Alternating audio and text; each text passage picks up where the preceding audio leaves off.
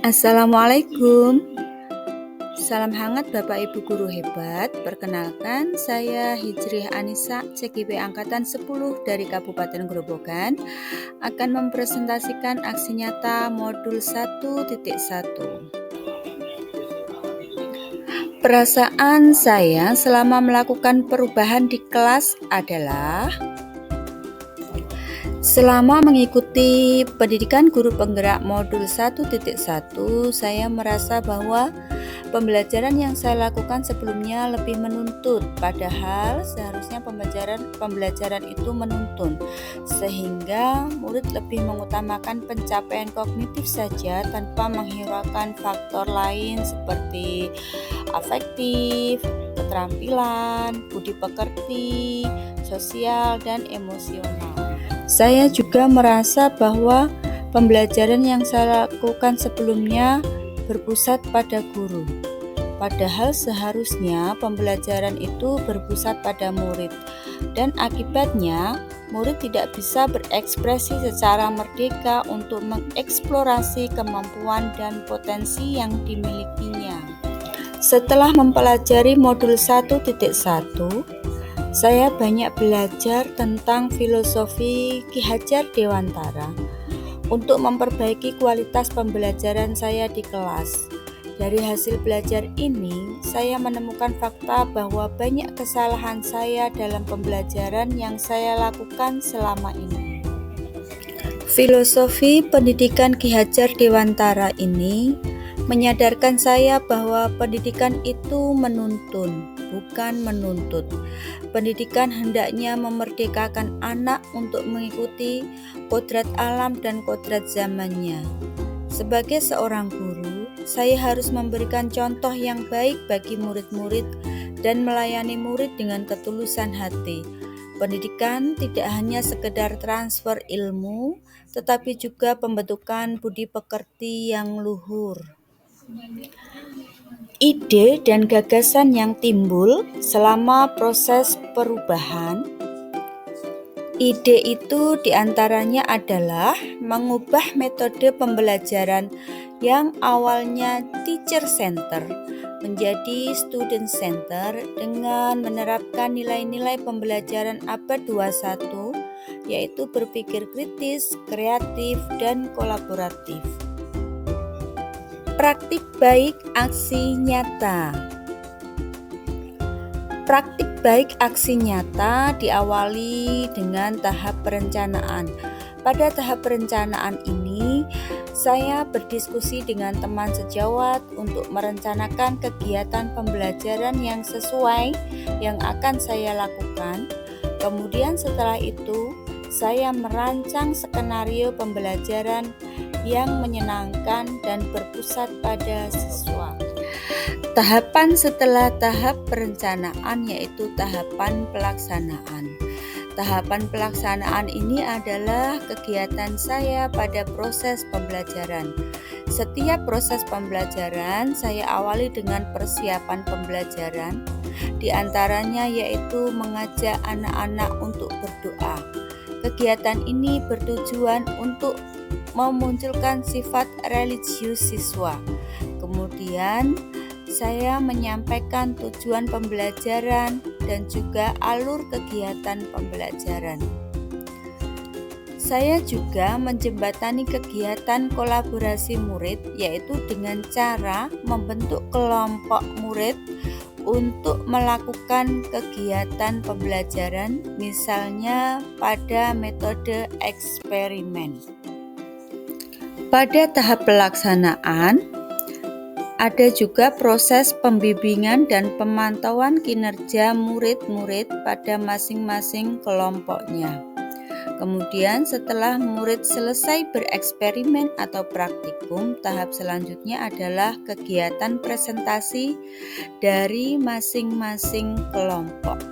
Diharapkan pada saat presentasi ini adalah memunculkan sifat percaya diri siswa untuk berbicara di depan umum. Selanjutnya, di akhir kegiatan pembelajaran, saya juga kembali memberi penguatan tentang materi pelajaran yang sudah dipelajari pada hari itu. Tahapan setelah tahap pelaksanaan yaitu tahap refleksi, di mana saya mengevaluasi kegiatan pembelajaran yang sudah saya laksanakan. Dari tahapan refleksi saya temukan tantangan, dan dari tantangan itu saya harus mencari solusi. Tantangan yang saya temui diantaranya adalah masih ada beberapa murid yang pasif, tidak mau bekerja sama dengan teman-teman yang lain, hanya mengandalkan teman yang lain. Dan tantangan berikutnya adalah ada beberapa murid yang belum berani mengungkapkan pendapatnya. Dia selalu mengikuti pendapat temannya yang lain.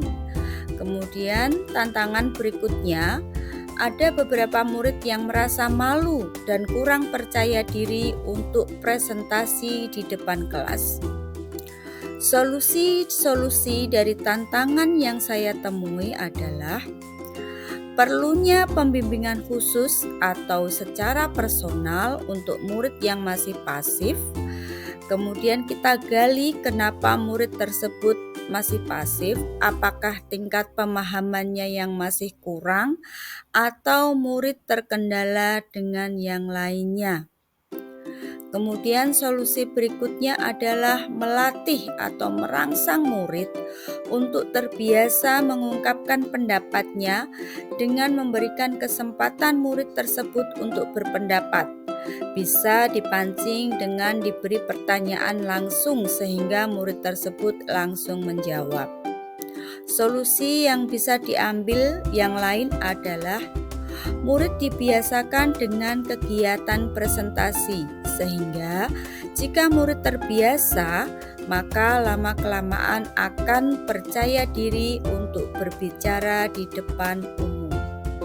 Setelah kegiatan pembelajaran yang saya lakukan, saya meminta pendapat dari beberapa pihak, di antaranya pendapat dari rekan sejawat dan juga pendapat dari murid-murid yang saya ajar. Saya Siti Nurhayati, rekan sejawat dari Bu Hijriah Anissa. Saya mengampu mata pelajaran IPA. Dengan diterimanya Bu Hijriah Anissa sebagai CGP angkatan 10, dalam pembelajaran sudah banyak peningkatan, diantaranya suasana pembelajaran lebih menyenangkan, kemudian muridnya lebih antusias, dan pembelajaran sudah berpihak pada murid.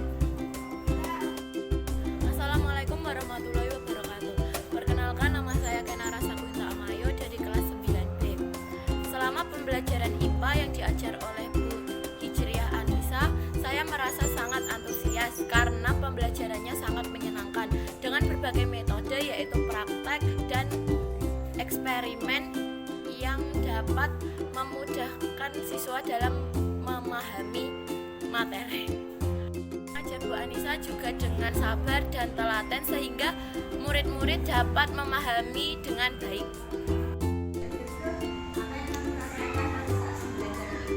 Sangat seru, dan Bu Anissa sangat baik dan sabar dan telaten untuk mengajarkan kami di kelas. Dan dia sangat jelas untuk mengajarkan kami di kelas, dan dengan eksperimen kami sangat paham dengan pelajaran. Apa yang kamu rasakan di ulang Bu Anissa? Sangat menyenangkan karena metode pembelajarannya sangat bermacam-macam dan membuat saya senang. Apalagi? Kadang eksperimen yang diajarkan, kadang juga ice breaking yang membuat kita rileks. Oh, makasih. Demikianlah presentasi aksi nyata modul 1.1 dari saya. Semoga bermanfaat. Terima kasih. Assalamualaikum.